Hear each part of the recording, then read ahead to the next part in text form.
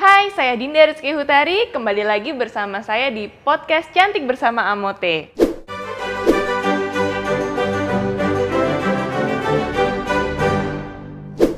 Hari ini kita akan membahas mengenai tema yang banyak banget diperbincangkan dan menjadi masalah kulit yang paling sering untuk dikonsultasikan, yaitu jerawat. Jadi, jerawat merupakan keluhan yang paling sering dikeluhkan oleh orang banyak karena sangat mengganggu penampilan dan membuat menjadi tidak nyaman.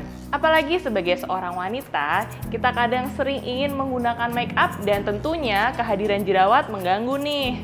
Yang perlu kita ketahui mengenai jerawat adalah jerawat terjadi karena adanya penyumbatan di folikel rambut atau pori-pori, baik pada wajah maupun anggota tubuh lainnya, bisa dada, leher, punggung, ataupun lengan.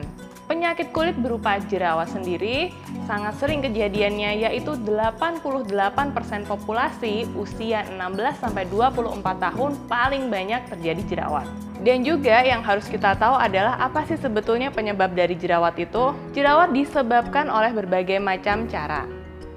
Yang pertama adalah kebersihan, karena bakteri yang menumpuk bisa mengakibatkan pori-pori tersumbat dan timbul jerawat. Yang kedua adalah jerawat yang disebabkan oleh kadar hormon androgen, seperti testosteron, estrogen, maupun progesteron. Kadar hormon yang tidak terkontrol ini mampu meningkatkan produksi sebum, sehingga sebum tersebut akan menyumbat pori-pori dan menjadikannya jerawat. Dan yang terakhir juga ada karena hiperkeratinisasi atau penumpukan sel mati yang akhirnya menumpuk dan menyumbat pori-pori pula. Dan yang perlu kita ketahui lagi nih, ternyata makanan yang tinggi glukosa ataupun mengandung susu juga mampu meningkatkan resiko terjadinya jerawat loh.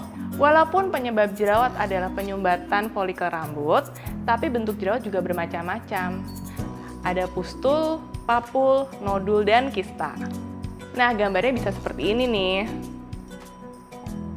Klasifikasi derajat jerawat berdasarkan keparahannya terbagi atas 3, yaitu ringan, sedang, dan berat. Untuk ringan, jerawat biasanya hanya berbentuk papul dan beberapa pustul saja. Bedanya kalau papul belum ada punktum atau nanah di tengahnya, tapi kalau pustul sudah ada nih, pus atau nanah di tengahnya. Kemudian derajat sedang. Sedang ini sudah ada pustul, papul, dan beberapa terdapat nodul. Nodul merupakan tipe jerawat yang bentuknya seperti benjolan, terasa nyeri, dan berwarna merah. Nah, yang berat adalah sudah terdapat pustul, papul, nodul, dan juga kista. Di sini kondisinya lebih banyak nodul sehingga tampak adanya tanda-tanda infeksi, keluar nanah, dan juga kista yang berisi air ataupun nanah. Nah, tapi nggak perlu khawatir karena ada beberapa cara untuk mencegah dan mengobati jerawat. Untuk mengobatinya bisa berdasarkan dari derajatnya. Bisa menggunakan obat oles ataupun obat minum. Obat jerawat oles yang banyak digunakan biasanya mengandung benzoyl peroxide. Benzoyl peroxide ini merupakan antimikroba atau bakteri yang menyebabkan akne.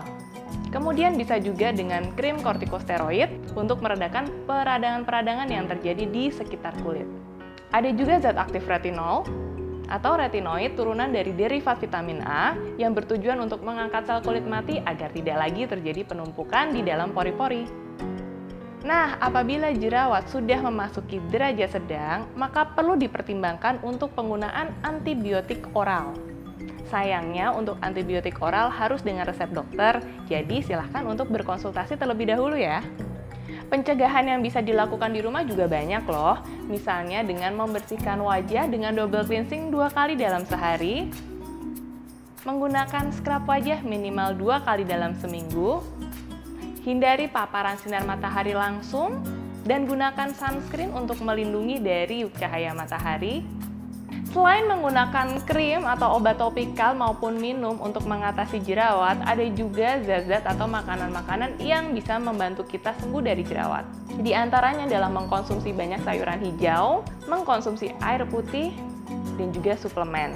Walaupun sebetulnya dibutuhkan penelitian yang lebih banyak lagi mengenai hubungan antara suplemen kolagen dengan jerawat, karena salah satu penyebab timbulnya jerawat adalah sebum atau produksi minyak yang berlebihan pada kulit. Dengan konsumsi kolagen, maka tubuh atau kulit akan lebih terhidrasi dan terjaga kelembapannya, sehingga produksi sebum atau minyak di kulit bisa lebih terkontrol. Dan tentunya kondisi kulit dengan kadar sebum atau minyak yang lebih terkontrol akan lebih rendah juga resikonya terjadi jerawat. Belum lagi ketika suplemen yang dikonsumsi ternyata juga mengandung zat-zat aktif lainnya seperti vitamin D, vitamin C, ataupun antioksidan dan anti-iritasi lainnya. Tentunya hal ini sangat membantu sekali ketika terjadi peradangan yang diakibatkan oleh jerawat, bahkan membantu penyembuhan atau hiperpigmentasi dan noda-noda gelap yang diakibatkan oleh jerawat. Fakta menarik lainnya adalah ternyata kadar glutathione yang rendah dalam tubuh terdapat pada orang-orang yang memiliki jerawat. Hal ini dijelaskan pada penelitian yang meneliti dan membandingkan dua kelompok antara yang berjerawat dan tidak berjerawat. Hasilnya adalah teman-teman yang berjerawat terbukti memiliki kadar glutathione yang lebih rendah dibandingkan dengan teman-teman yang tidak berjerawat. Glutathione sendiri adalah agen antioksidan yang banyak digunakan sebagai obat-obat untuk melawan penyakit kronis. Di antaranya bahkan digunakan sebagai obat kanker untuk menghambat pertumbuhan sel kanker yang merusak sel-sel lain dalam tubuh. Nah, ada beberapa tips and trik untuk menghindari terjadinya jerawat. Yang pertama, hindari konsumsi gula yang terlalu banyak dan juga produk-produk yang berbasis susu. Kemudian, jangan lupa selalu membersihkan wajah minimal 2 kali dalam sehari dan langsung bersihkan ketika setelah beraktivitas. Hindari juga menggunakan pakaian yang terlalu ketat agar tidak gerah ataupun panas. Dan hati-hati, jangan sering memegang bagian kulit yang berjerawat dengan tangan kita ya. Nah, itu tadi penjelasan dan penjabaran tentang jerawat. Semoga bermanfaat dan sampai ketemu lagi di podcast cantik bersama Amote lainnya ya.